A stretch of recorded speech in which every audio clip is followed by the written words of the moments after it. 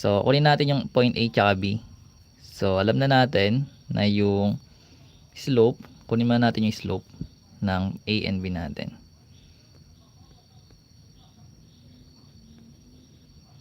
So, anong kukunin natin? So, meron tayong x sub 1, y sub 1, x sub 2, y sub 2. Kung kaya naman i-mental, pwede naman eh.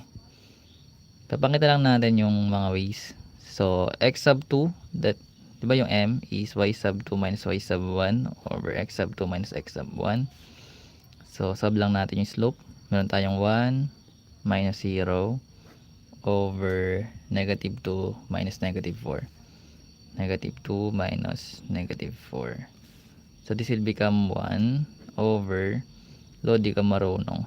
Negative 2 plus 4 na to, which is 1 half. Di ba 1 half yung slope? Bakit